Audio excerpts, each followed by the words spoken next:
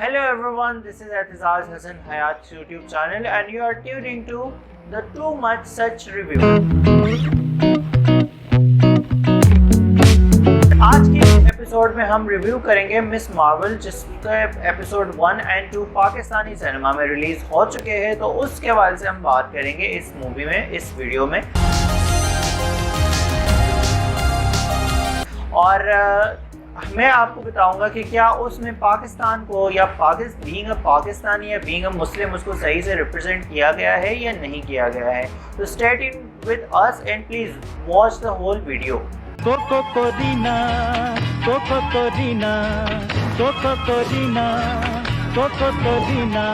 तो इसमें सबसे पहले हम बात करेंगे कि किस तरह से इसमें एक पाकिस्तानी को रिप्रेजेंट किया गया है, कि किस तरह इसको पाकिस्तान में रिप्रेजेंट किया गया है और किस तरह से एक मुस्लिम घराने को इसमें रिप्रेजेंट किया गया है। इसमें जो है कास्ट में जो शामिल है, वैसे तो बहुत बड़ी कास्ट है, लेकिन जो पाकिस्तान से इसमें कास्ट शामिल है वो है समीना अहमद, निम्रा बुच्चा, फवाद खान, महविश हयात।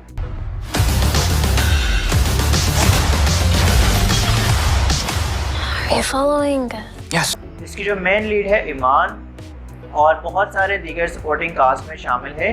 तो सबसे पहले मैं आपको ये बताना चाहूँगा कि ये हमारे लिए बहुत ही बड़ी बात है कि एक पाकिस्तानी फैमिली एक मुस्लिम फैमिली को यूएस में जो बेस कर रही है, यूएस में रहती है काफ़ी अरसे से, उनको दिखाया गया है। और मिस मार्वल की ये पहली सीरीज़ है जिसमें एक पाकिस्तानी बल्कि एक मुस्लिम सुपर हीरो को दिखाया गया है, जो कि बहुत खुशाइन बात है पाकिस्तान के लिए।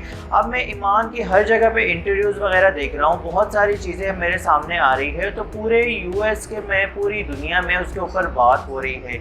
इवन कि उन्होंने एक मैपिंग कर दी है कि हाँ, अगर जहाँ पर एंटरटेनमेंट इंडस्ट्री की बात की जाए तो ये पाकिस्तान की एंटरटेनमेंट इंडस्ट्री भी एग्जिस्ट करती है। पाकिस्तानी आर्टिस्ट भी है जो कि इंटरनेशनल लेवल के ऊपर काम कर सकते हैं। It's just so amazing that this show is done at the time when we needed this diversity, we needed this kind of representation, because for the longest time we have been shown as the baddies in films, and I think this is really gonna portray us in the positive light. जिस तरह के अभी जो इसके 2 episode cinema में release किए गए, तो मैंने दोनों एपिसोड देखी। पहले एपिसोड को देखने के बाद मुझे उसमें बहुत सारी चीज़ें लगी जो कनेक्टेड लगी, यानी कि हम वो चीज़ें करते हैं, लेकिन मैंने उस चीज़ को ऑन स्क्रीन वो चीज़ मुझे बहुत बुरी लगी उसमें। जैसे कि उनके कि क्या हमारे जो पेरेंट्स हैं या हमारे वालिदैन हैं हमें इसी तरह सेम ही ट्रीट करते हैं जिस तरह ईमान को किया जा रहा है उसमें, यानी कि कमाला खान को ट्रीट किया जा रहा है। उसके बाद में अगर बात करूं तो ऑन स्क्रीन वो चीज़ें मुझे थोड़ी सी इफ़ेक्ट की कि यार हाँ बिल्कुल, उसको जो जिस तरह लिखा गया है उसमें बहुत सारी चीज़ें जो है वो हमसे रिलेटेड है। हमारे पेरेंट्स बिल्कुल ऐसे ही करते हैं, लड़कों को ज़्यादा अहमियत मिलती है हमारे यहाँ, लड़कियों को थोड़ी सी कम मिलती है लड़कों से। तो उसमें भी उस टच को भी थोड़ा सा दिखाया गया है। फिर मैंने सोचा उस बारे में कि क्या ये true representation of Pakistani family है या नहीं। तो मैं आपको आज बताऊंगा, इसमें 2 से 3 पॉइंट्स ऐसे बताऊंगा कि बिल्कुल ये true representation of Pakistani families है। और उन्होंने उस चीज़ को जो है वो मेंशन किया है, उस चीज़ को उन्होंने डील किया है, उस चीज़ को एक्सट्रैक्ट किया जो मेजॉरिटी ऑफ पाकिस्तानी फैमिलीज़ में होता है हमारे यहाँ। जैसे कि लड़के को लड़की के ऊपर फोकियत हासिल है।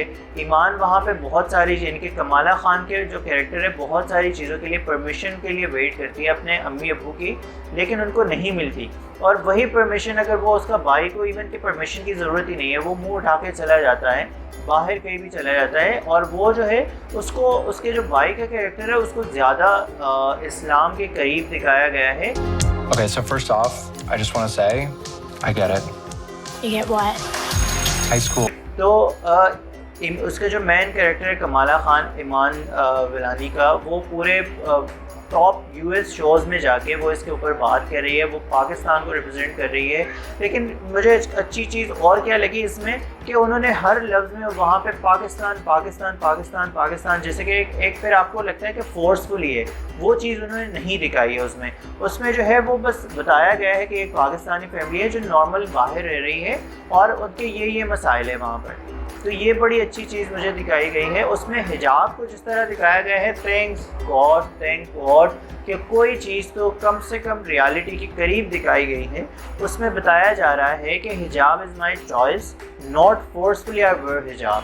वो जो कमाला खान की दोस्त है, उसका जो किरदार उन्होंने निभाया है, तो वो उस चीज़ को जो है थोड़ा सा प्रोटेक्ट करती है। Boys, excuse me. Yeah. You're kind of on my shirt. Sorry. और जहाँ पर बात करें हम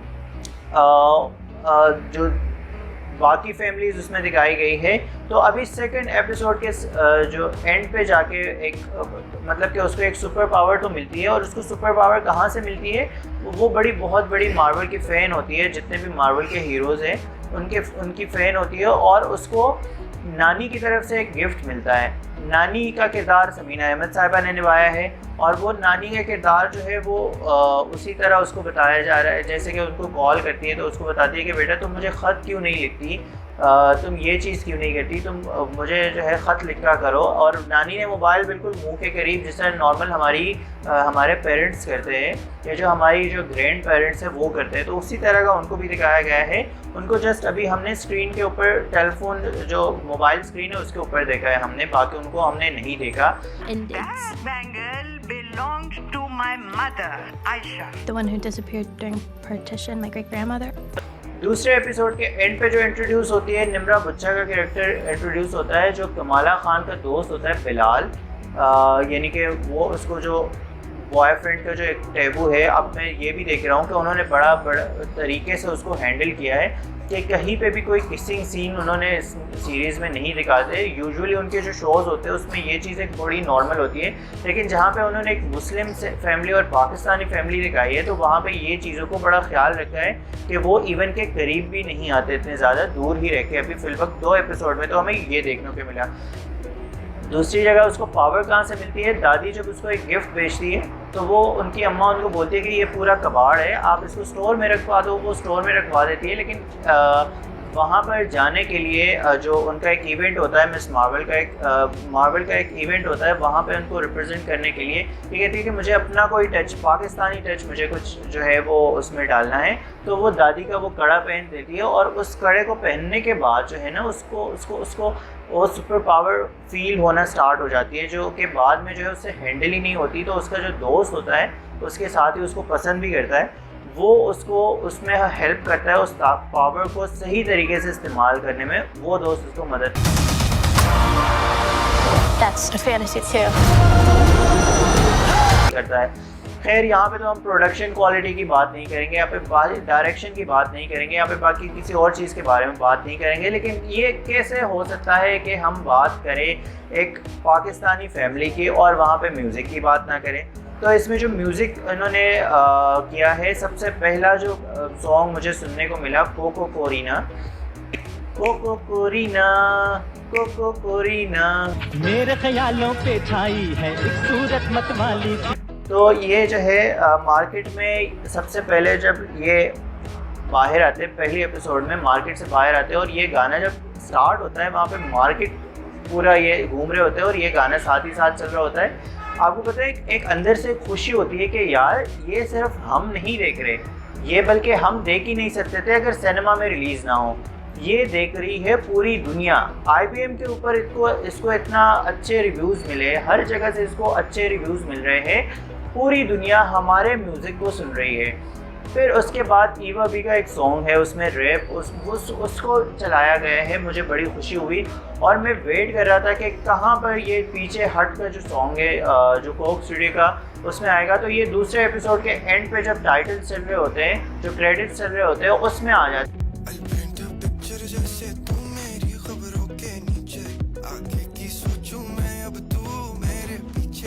है। तो आई होप कि आगे किसी सही जगह पे इसको भी लगा दें, ये ना हो कि सिर्फ टाइटल के ऊपर ये चलता रहे और हम खुश होते रहे कि हाँ कोक स्टूडियो का सॉन्ग इसमें चला, लेकिन म्यूज़िक को उसने वाकई में उन्होंने कहा है कि ये पाकिस्तानियत है, पाकिस्तान का म्यूज़िक इसमें होना लाजमी है। तो बहुत सारी चीज़ों को उन्होंने इसमें ऐड किया है, और इसमें जो है राइटिंग के थोड़े बहुत जो फ्लॉज है वो मैं बता देता हूँ, क्योंकि यहाँ पे जो है ईद की बात की गई, तो ईद से पहले 2 दिन के बाद ईद है तो तुम हमारे घर आओगे, वो बात करी होती है। लेकिन उसमें कहीं पे भी रमज़ान का जिक्र नहीं हुआ कि रमज़ान जो है वो ख़त्म होता है तो छोटी ईद रमज़ान के बाद ही आती है, तो रमज़ान का उसमें बिल्कुल जिक्र ही नहीं हुआ।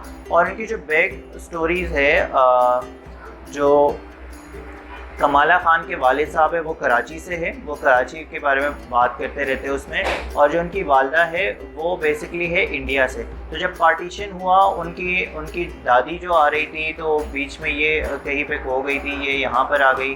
फिर उसके बाद जो इनकी अम्मी का पता ही नहीं चला। और वो जो ब्रेसलेट है, वो जो कड़ा है, वो उनको उनकी दादी यानी कि उससे कोई इसका कनेक्शन है। और उस कड़े के अंदर जो सुपर नेचुरल चीज़ रहती है वो निम्रा बुच्चा साहिबा है, उनका किरदार है, वो अभी इंट्रोड्यूस हुआ है बिल्कुल एंड सीन के ऊपर, जब कमाला खान जो है वो बच्चे को बचाती है सुपर पावर से और पुलिस उनके पीछे पड़ जाती है। तो उसके बाद बिलाल जो कमाला उसको लाइक करती है, बिलाल की अम्मी का किरदार जो है वो निभाया है निम्रा बुच्चा साहिबा ने, तो वो अभी इंट्रोड्यूस हुआ है। I spend too much time.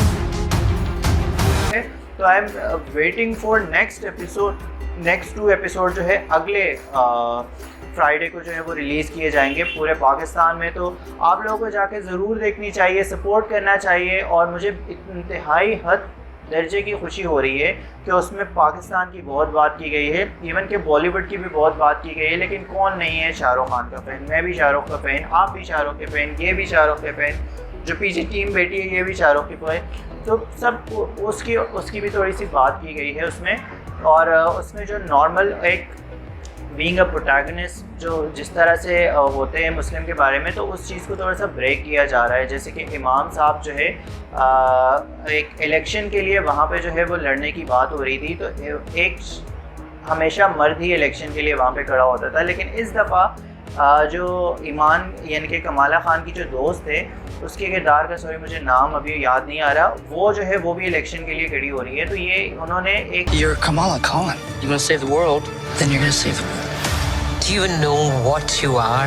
और मैं कहता हूँ कि अगर अब हम अपने पाकिस्तान को देखें, मैंने ये सोचा कि पाकिस्तानी ड्रामाज में जो हम कुछ देख रहे हैं, फिर मुझे वो बड़ी स्क्रीन के ऊपर बुरा क्यों लग रहा है, वो चीज़ मुझे बुरी क्यों लग रही है? क्योंकि पाकिस्तान जिस तरह का है वो उन ड्रामों से वो उस चीज़ को गेन करेगा, उन स्टोरीज से वो चीज़ गेन करेगा। लेकिन हमने क्या किया है, हमने अपने आप को पोर्ट्रे इस तरह किया है कि हम वही टिपिकल चीज़ें अभी चल रही है, हालांकि ये नहीं है। पाकिस्तान में आपको भी पता है, मुझे भी पता है, बहुत सारी चीज़ें चेंज हो चुकी है, बहुत सारी चीज़ें जो है वो बेहतरी की तरफ जा चुकी है। तो ये उसका रिव्यू था। और आपने अगर देखा हो तो आपका क्या फीडबैक है इसके बारे में, तो प्लीज़ लाजमी हमें बताइएगा कमेंट सेक्शन में, ताकि हम जो है उस पर अगर कोई चीज़ मुझसे बहुत सारी आई नो चीज़ें मिस हो गई, लेकिन चूँकि शो का ड्यूरेशन थोड़ा सा कम था तो इसलिए मुझे चीज़ें जल्दी रैप अप करनी थी। लेकिन बड़ा मज़ा आया, आपको लाजमी जाके देखनी चाहिए, प्लीज़ जाके सिनेमा में देखें, सपोर्ट करें उसको, और ताकि वो और भी इस तरह से जो है चीज़ों को बनाएं। और उसके बाद पाकिस्तानी आर्टिस्ट जैसे कि अभी सपोर्टिंग रोल में है, मेन रोल में भी पाकिस्तानी आर्टिस्ट ही हो हमारे। अभी हमने 2 अपने पाकिस्तानी एक्ट्रेस की जो है वो एंट्री देख ली है उसमें। आई होप कि जल्दी हमें फवाद खान और महविश हयात भी नज़र आए इसमें। और आप लोग अपनी राय से ज़रूर आगाह कीजिएगा। उम्मीद करता हूँ वीडियो पसंद आई होगी। अगर वीडियो पसंद आई है तो प्लीज़ इस चैनल को लाइक, शेयर और मत सब्सक्राइब कीजिए। Thank you. Salam Pakistan. Our upcoming series, Miss Marvel, is coming exclusively in cinemas in Pakistan near you, and I cannot wait for you all to see this on the big